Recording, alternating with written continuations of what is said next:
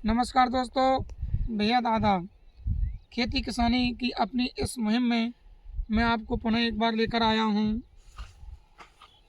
खेती किसानी को लेकर चर्चा करेंगे और विशेषकर खेती या कृषि बनाम रासायनिक उर्वरक। जैसा कि गत वर्ष भी हमने आपको एक वीडियो के माध्यम से कई किसानों से वार्ता करके आपको अवगत कराया कि हमारे क्षेत्र विशेष में एक किसान भाइयों की एक मानसिकता है, एक पारंपरिक जो सोच है कि हमारे यहाँ पर रबी की जो फसल है, विशेषकर सरसों की काफ़ी जो बहुतायत मात्रा में बोई जाती है काफ़ी रकबा क्षेत्र में।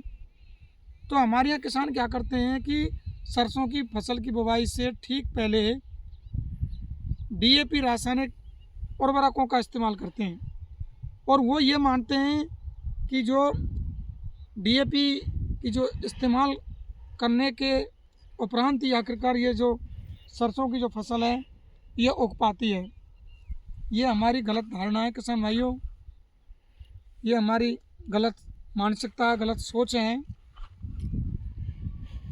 तो हमने गत वर्ष भी वीडियो शूट किया था, वीडियो के माध्यम से अवगत कराया था, कई किसानों से वार्ता की थी। खुद मैंने गत वर्ष भी बगैर डीएपी के इस्तेमाल के सरसों की फसल को बोया और उसको उगाने में कामयाब हुआ। और इस वर्ष भी आखिरकार मैंने बगैर डीएपी के इस्तेमाल के पुनः उस नवाचार को खेती किसानी में इस्तेमाल करते हुए सरसों की फसल को बोया है, उस फसल को बोने में उगाने में कामयाब हुआ हूँ। तो लोगों की जो मानसिकता है, विशेषकर किसान भाइयों की, कि हम डीएपी का इस्तेमाल करते हैं और डीएपी का इस्तेमाल करके ही रबी की फसल को बोने में कामयाब हो पाते हैं। क्योंकि मेरा एक पड़ोसी किसान है, वो कई वर्षों से न केवल सरसों बल्कि गेहूं की जो खेती है उसमें भी डीएपी का इस्तेमाल नहीं कर रहा है और काफ़ी उसकी जो फसल उत्पादन है काफ़ी अच्छा हो रहा है। तो मैंने भी उनका एक अनुसरण करते हुए प्रैक्टिकल देखा है, पड़ोसी खेत मालिक है मेरा, तो मैंने भी गत वर्ष भी डीएपी का इस्तेमाल नहीं किया, इस बार भी डीएपी का इस्तेमाल नहीं किया। और आप इस वीडियो में जैसा कि रिजल्ट देख पा रहे हो, प्रत्यक्ष के प्रमाण की आवश्यकता नहीं, आप देख सकते हो। देखिए, ये जो देख पा रहे हो ये सरसों की फसल है और इसकी जो बुवाई की गई थी 15 अक्टूबर को और आज हो गया 18 नवंबर, यानी 1 माह और 3 दिन इस फसल को हो गए। तो आप देख सकते हो वीडियो में ये काफ़ी ग्रोथ कर रही है, इसमें जो है काफ़ी जो बढ़ाव है वो नज़र आ रहा है। तो यहाँ पर जैसे कि किसान देखते हैं कि हमारे क्षेत्र में डीएपी का इस्तेमाल करते हैं और डीएपी की उड़ाई करते हैं, 3-4 दिनों तक वो ज़मीन में दबा हुआ रहता है डीएपी जो रासायनिक उर्वरक है, और उसके बाद सरसों की उगाई करते हैं, उड़ाई करते हैं उसकी। तो यहाँ पर हम बिना डीएपी के इस्तेमाल के इस फसल को उगाने में, बोने में कामयाब हुए हैं। और जैसा कि किसान भाइयों को पता है कि प्रदेश में, देश में डीएपी की जो रासायनिक उर्वरक है डीएपी, इसकी विशेष जो किल्लत होती है उसका सामना करना पड़ता है। और खाद बीज विक्रेता हैं, महंगे दामों पर किसानों को डीएपी उर्वरक को बेचते, बिक्री करते हैं, जिससे किसानों को काफ़ी जो आर्थिक नुकसान है वो भी झेलना पड़ता है। अब कुछ किसान भाई हैं, इस मृदा की उर्वरा जो शक्ति है और अपने जो सेहत पर इसका जो प्रतिकूल प्रभाव पड़ता है उसको नज़रअंदाज करके बेतहाशा अत्यधिक मात्रा में डीएपी का इस्तेमाल करते हैं। और उनकी ये सोच होती है कि रासायनिक उर्वरकों का अधिक इस्तेमाल करो और अधिक उत्पादन लो। तो अपने क्षेत्र विशेष में यानी कि सरसों की बुवाई से पहले डीएपी का इस्तेमाल करते हैं, फिर जब सिंचाई करते हैं अधिक उत्पादन के लालच में तो फिर से वो डीएपी है, रासायनिक उर्वरक जो है यूरिया, उसका इस्तेमाल करते हैं। तो किसानों को ये काफ़ी आर्थिक नुकसान है वो झेलना पड़ता है।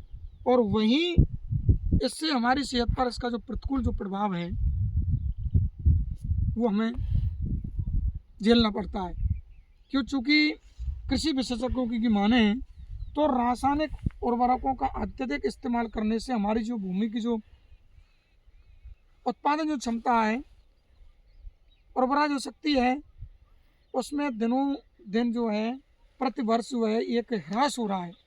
यानी कि जब हम इस्तेमाल करेंगे अत्यधिक मात्रा में तो उस वर्ष हो सकता है उसका उत्पादन अच्छा हो, मगर अगले वर्ष निश्चित तौर पर इसका जो प्रतिकूल प्रभाव है, नुकसान है, वो हमें देखने को मिलेगा।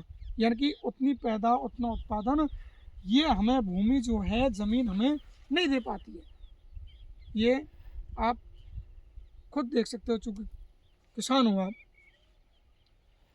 तो सबसे पहले भूमि की उर्वरा शक्ति है वो कम हो रही है, चूँकि रासायनिक उर्वरकों का अत्यधिक इस्तेमाल करने से पोषक तत्व हैं जो उसमें होते हैं वो नष्ट हो जाते हैं, और कुछ जो हमारे केंचुआ जैसे जो जीव हैं जो हमें खेती के लिए काफ़ी जो फ़ायदेमंद हैं, लाभकारी माने गए हैं, वो भी नष्ट हो जाते हैं, वो भी ख़त्म हो जाते हैं। इसलिए रासायनिक उर्वरकों से ये जो भूमि है इसकी उर्वरा जो शक्ति उत्पादन क्षमता है उसमें ह्रास हो रहा है। तो वहीं उसका दूसरा पक्ष देखा जाए तो निश्चित तौर पर इसके हमारे शरीर पर, स्वास्थ्य पर बेहद प्रतिकूल जो प्रभाव है वो दिखाई देता है। क्योंकि आप देख पा रहे हो वर्तमान समय में जो तमाम प्रकार की जो लाइलाज बीमारियां हैं, कैंसर है, हृदयाघात है, रक्तचाप है, शुगर है, तमाम जैसी जो बीमारियां हैं वो इन्हीं रासायनिक उर्वरकों का अत्यधिक इस्तेमाल का जो दुष्परिणाम है वो हमें भुगतना पड़ रहा है। क्योंकि इस फसल में अत्यधिक हम रासायनिक उर्वरकों का इस्तेमाल करेंगे, उत्पादन होगा, और उस उत्पादन को खाद्यान्न के रूप में हम इस्तेमाल करते हैं। तो किसान भाइयों, आज जो बीमारियां फैल रही हैं लाइलाज, वो इसी का दुष्परिणाम है। क्योंकि मैंने देखा है समाज में, गांव में, क्योंकि मैं भी एक गांव से जुड़ा हुआ हूँ, तो बहुत से लोग मैं देख रहा हूँ मामले आ रहे हैं सामने कैंसर जैसे। तो कुछ लोग कहते हैं कि अमुक व्यक्ति तो ना तो धूम्रपान का सेवन करता, न मदिरापान का, न गुटखा तंबाकू खाता, बावजूद इसको वो भी कैंसर जैसी बीमारी से संक्रमित हो गया। भाइयों, मैं मानता हूँ वो मादक पदार्थों का सेवन नहीं करता होगा, निश्चित तौर पर रासायनिक जो उर्वरकों का अत्यधिक इस्तेमाल करने से जो फसल का जो उत्पादन हो रहा है खाद्यान्न के रूप में हम उसको इस्तेमाल करने, उसका ये दुष्परिणाम है। और ये आगामी समय में किसान भाइयों निश्चित तौर पर यह घातक साबित होने जा रहा है। तमाम जो बीमारियां की गिरफ्त में हैं, ग्रसित होता जा रहा है इंसान, किसान भाई गांव में, वो इसी का रासायनिक उर्वरकों का अत्यधिक इस्तेमाल करने का दुष्परिणाम है। तो जिस खेती को हम कर रहे हैं तो निश्चित तौर पर इन रासायनिक उर्वरकों का कम से कम मात्रा में इस्तेमाल करें। और मैं तो ये कहता हूँ निश्चित तौर पर मेरी जो सोच है इनका कतई इस्तेमाल नहीं करें। जैविक जो खाद है अपना जो गांव में सहजता सरलता से उपलब्ध हो जाता है, गाय भैंस का गोबर है उसका इस्तेमाल करें। क्योंकि मैंने पिछली बार इसमें जो घूरा जो होता है अपने यहाँ पर गाय भैंस के गोबर के माध्यम से बनाया जाता, उसको इस्तेमाल किया है और उसका आप सुखद परिणाम देख रहे हो। निश्चित तौर पर यह काफ़ी ग्रोथ कर रही है फसल। तो क्यों ना हम जिस अपने स्वास्थ्य और सेहत के साथ खिलवाड़ कर रहे हैं, तमाम हमें बीमारियों के चलते काफ़ी आर्थिक नुकसान उठाना पड़ता है, यहाँ की लाइलाज बीमारियों के चलते किसान भाइयों को अपनी जान से हाथ तक धोना पड़ रहा है। तो निश्चित तौर पर किसान भाइयों, गत वर्ष भी मैंने आपको एक वीडियो डाला था और इस वर्ष भी आज मैं आपको डाल रहा हूँ। गत वर्ष भी मैं कई किसानों से चर्चाएं की थी और वो वीडियो मैंने आपको डाला था।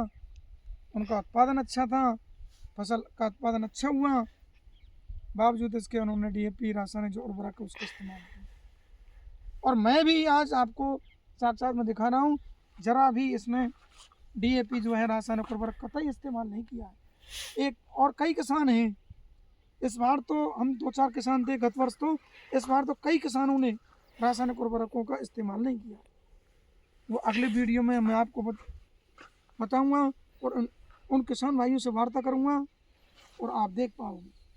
तो निश्चित तौर पर मेरा सभी किसान भाइयों से आग्रह है कि रासायनिक उर्वरकों का कतई इस्तेमाल नहीं करें, और करें तो उनको एक निश्चित अनुपात में, एक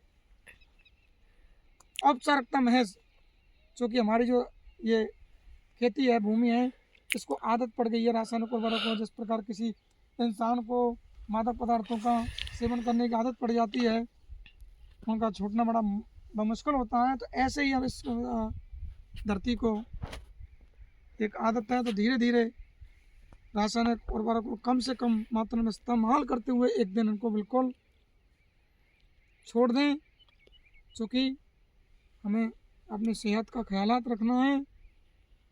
तो हमारी इस वीडियो के माध्यम से यही सभी किसान भाइयों से आग्रह है कि रासायनिक उर्वरकों का इस्तेमाल न करें।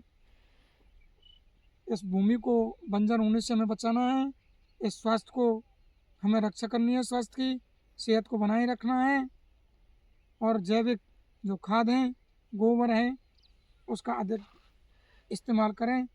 नमस्कार, जय जवान जय किसान।